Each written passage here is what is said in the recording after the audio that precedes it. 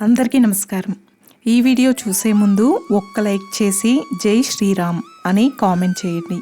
మీరిచ్చే చిన్న లైక్ నా ఛానల్ గ్రోత్కి ఎంతో సహాయపడుతుంది. ఇక వీడియోలోకి వెళ్ళిపోదాం.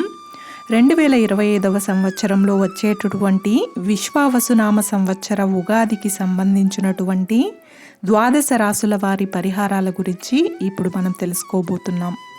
ఇప్పటి వరకు మీరు రకరకాలైనటువంటి వారు రకరకాలైనటువంటి పరిహారాలు చెప్పడం, భయపెట్టడం అనేటువంటిది మీరు వినే ఉంటారు.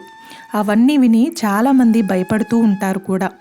అటువంటి పరిహారాలు విని చాలామంది కొత్త సంవత్సరం ప్రారంభం కాకముందే నిరుత్సాహానికి లోనవుతున్నారు. అలా ఏమీ జరగదండి. ఈ విశ్వావసునామ సంవత్సరం అనేది అన్ని రాసుల వారికి కూడా కలిసి వస్తుంది. అన్ని రాసుల వారు కూడా సంతోషంగా ఉంటారు. భయపడాల్సినటువంటి అవసరం లేదు. సంతోషం సగం బలమైతే భయం ఉన్నటువంటి బలాన్ని పోగొడుతుంది అని గుర్తుపెట్టుకోవాలి మనమందరం. ఇక విషయానికి వస్తే, ఈ సంవత్సరంలో ఏ రాశి వారికి ఏ విధమైనటువంటి ఫలితాలు ఉంటాయి, ఏం కలిసి వస్తాయి, వీటన్నింటికంటే కూడా అన్నీ కలిసి రావాలంటే, అన్ని రకాలుగా విజయం అనేటువంటిది అన్ని రాసుల వారికి కలగాలంటే, రాబోయేటువంటి ఇబ్బందులు కానీ కష్టాలు కానీ ఏ రాసులలో వారిని ఇబ్బంది పెట్టకుండా ఉండాలంటే ఏ పరిహారాలు పాటించాలి అనేటువంటిది సింపుల్గా ఇప్పుడు తెలుసుకుందాం. మొదటిగా మేషరాశితో మొదలు పెడదాం. మేషరాశి వారు ఈ సంవత్సరం 7 మొక్కల్ని నాటడం వల్ల, ఉగాది నుంచి మొదలుపెట్టి కానీ లేదా ఉగాది తరువాత కానీ ఏ రోజైనా సరే 7 మొక్కల్ని నాటడం వల్ల, అంటే ఏవో గులాబీ మొక్కలో మందార మొక్కలో పట్టుకొచ్చి ఇంట్లో నాటుకోవడమో కుండీలో వేసుకోవడమో కాదు, రోడ్డు పక్కన కానీ మీ ఇంటి బయట వైపు రోడ్డు పక్కన కానీ దేవాలయంలో కానీ ఇంటి ఆవరణలో కానీ అవి పెద్దగా ఎదిగి నీడనిచ్చేటటువంటి మొక్కలు ఉంటాయి కదా, వేప, రావి, జువ్వి, కానుగ, మారేడు ఇలాంటి మొక్కల్ని నాటడం వల్ల, 7 మొక్కల్ని నాటడం వల్ల, అలాగే ప్రతిరోజు కూడా ఈ 7 మొక్కలకు నీరు పోయడం వలన ఈ సంవత్సరం మేషరాశి వారు అనుకునేటటువంటి పనులన్నింటిలోనూ కూడా ముందడుగు వేస్తారు. ఇలా మొక్కల్ని నాటడం వలన ఇబ్బందులు తొలగిపోయి నాటినటువంటి మొక్కలు ఎదిగి నీడ వచ్చేంత వరకు కూడా రోజు వాటికి కాస్త నీరు పోసి ఆ మొక్కల్ని కాపాడాలి. ఇక వృషభ రాశి.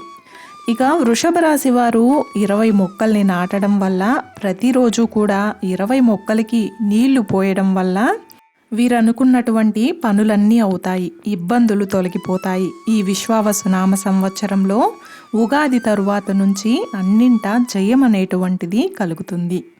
ఇక మిథున రాశి వారు 17 మొక్కల్ని నాటడం వల్ల, 17 మొక్కలకి నీరు పోయడం వల్ల వీరు అనుకున్న పనులన్నింటిలోనూ విజయం కలుగుతుంది. ఇక కర్కాటక రాశి వారు 10 మొక్కల్ని నాటడం, 10 మొక్కలకి రోజు కూడా నీరు పోయాలి. సింహరాశి వారు 6 మొక్కల్ని నాటి 6 మొక్కలకి నీరు పోయడం వలన, ఇక కన్యా రాశి వారు 17 మొక్కల్ని నాటి 17 మొక్కలకి నీరు పోయడం వలన వీరు అనుకున్నటువంటి పనులన్నింటిలోనూ విజయం సాధిస్తారు. ఇక తులారాశి వారు 20 మొక్కల్ని నాటడం, వృశ్చిక రాశి వారు 7 మొక్కల్ని నాటడం, 7 మొక్కలకి నీరు పోయడం, ధనస్సు రాశి వారు 16 మొక్కల్ని నాటడం, 16 మొక్కలకి నీరు పోయడం, మకర రాశి వారు 19 మొక్కల్ని నాటడం, 19 మొక్కలకి నీరు పోయడం వలన మంచి జరుగుతుంది.